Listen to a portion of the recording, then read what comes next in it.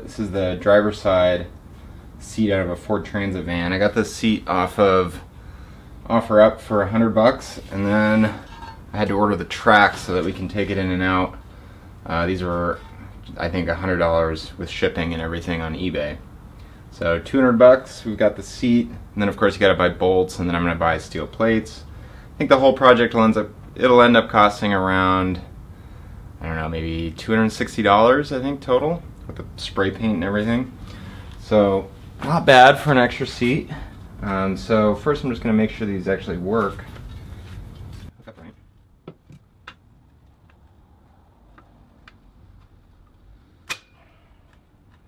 Okay, so right away I noticed the handles, for whatever reason, on this chair had been pulled off. Normally there's a little plastic handle right here if this was brand new, but it's a used one. It's still in good condition, but for whatever reason these handles weren't on it. This seat will be a lot nicer than the other seats in the van anyway, so with an old beat up van, you know, little things like this really don't matter. But yeah, I just rigged up a cord on both of these, and that's how you pull, and that releases the track. Okay, I got it set in here. So right now I'm just trying to position the track so that I don't have to move the gas tank. So right now I think I've got it positioned. I'm going to do a couple pilot holes and make sure we're not going to hit the gas tank. And hopefully we'll be able to put this in without having to move anything underneath the van, which would be ideal. And here you can see there's enough space right over here for paneling to go in. And it's a nicer seat than our old bucket seats. There are a couple things. So this seat obviously wasn't designed for the Ford E-Series, so the tracks are not going to line up in these little ridges and valleys. So I'll probably have to put some metal washers or spacers in between there to fill up this gap right here. Alright, so the next step is to get some pilot holes drilled and see where we're at in terms of spacing this thing. I kind of like where it is. It's a nice space. We left enough space for somebody's legs, but also we're trying to maximize the amount of space behind it so that we'll have plenty of space for bed and a little bit of cabinets back there. And then the seats are going to be removable.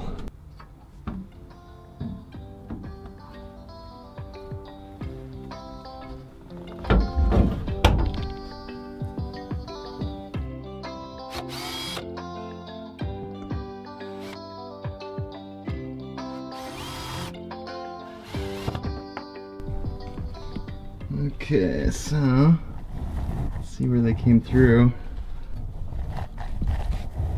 There it is. Alright, so there it's hard to see because of the focus on this, but there's a little bit of light coming through right there. That one is pretty close to the gas tank, so that one's going to be tricky. Very tricky. So the other one, unfortunately, came out right next to the fill line, so I'm gonna have to move it forward or back here. I'll have to decide. Okay, I got this first hole repositioned and went under there and checked and kind of measured things out and liked the way everything looks. So I think everything's gonna end up in a pretty relatively accessible spot where most of these bolts are gonna end up going. So the next thing I'm gonna do is just mark out the holes and then drill.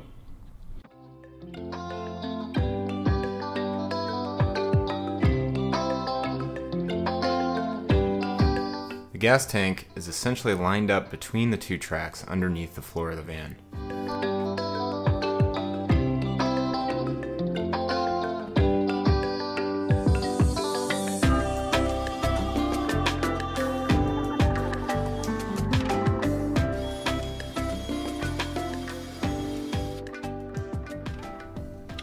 Okay, well, I thought this through a little bit more and decided, so basically I need to move this hole in because there's a frame right there.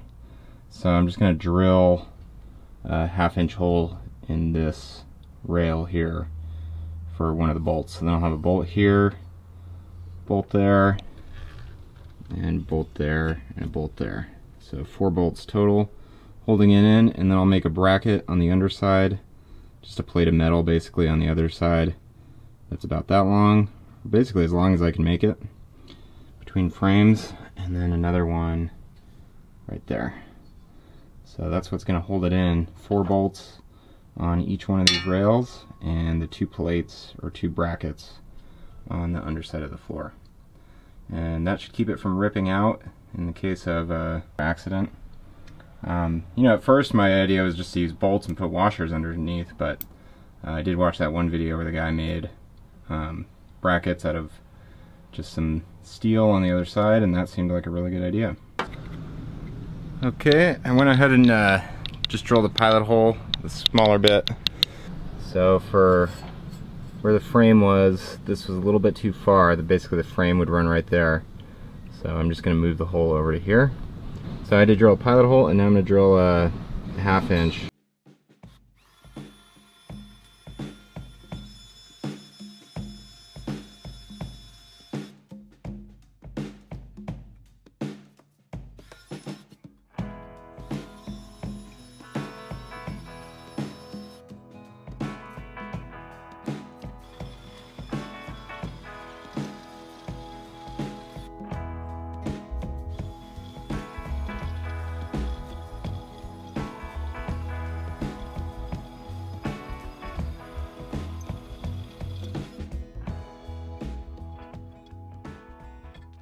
So we're going to go ahead and cut this steel here. I'm going to use an angle grinder.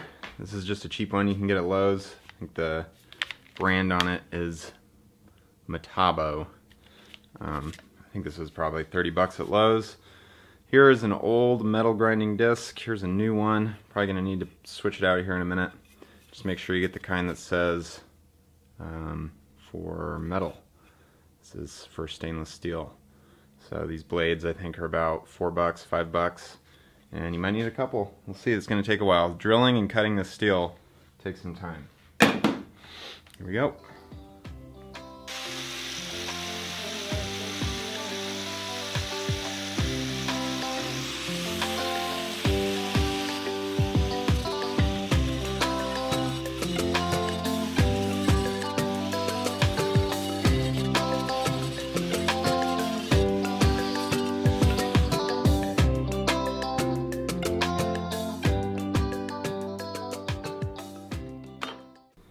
Okay, so I got these lined up basically how they're going to be under the car. Tracks are just kind of offset. You can see I had to make each one just a slightly different measurement based on the obstacles that are underneath the car there. So there's the general layout, and now we're going to drill holes in the brackets that are going to go underneath.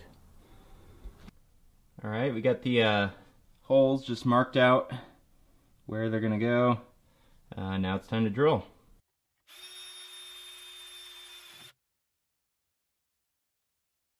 Okay, so we're just putting some automotive primer, and then we'll paint them with a rust preventative spray paint.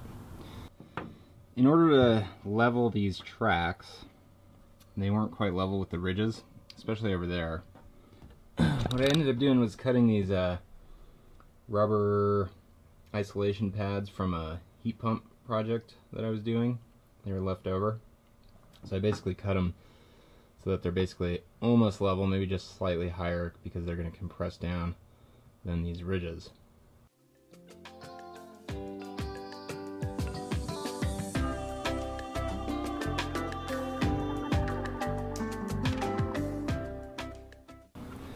Okay, so here are the brackets we're going to use for this track. As you can see, we kind of had to make them custom for each spot in terms of length and where the holes are placed.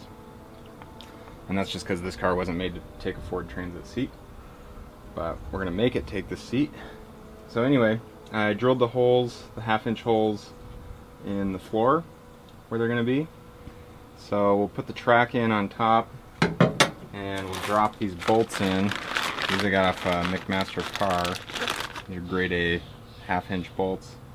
Drop those through the top, and then I'll have somebody hold them down while I get the nuts and the brackets on the bottom.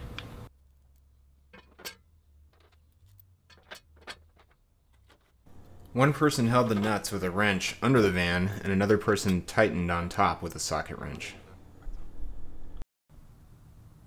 Okay, there it is. That's the front one. Those ones are kind of close together. There's the back one. Here's how we finished the flooring around the tracks. We got all the subfloors fitted in here. So there it is again, 1 inch of polyiso foam over with the 1/2 inch plywood over the top of that. Over here, the feet are gonna sit in there, and this will be able to get covered up by the vinyl flooring. So that's pretty slick. Shouldn't trip over that too much at all.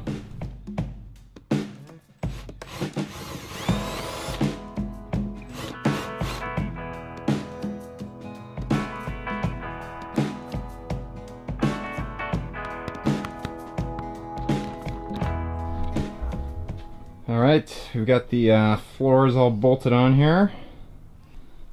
So there it is, T-nuts, and they're just countersunk in so that they're level, so that we can put the vinyl flooring on now. Got the vinyl installed, looks pretty good. Makes these look even better over here. So they're now at least flush with the floor. Could cover them with something, but we're going to leave the chair in most of the time. If you found this video helpful, please like and subscribe.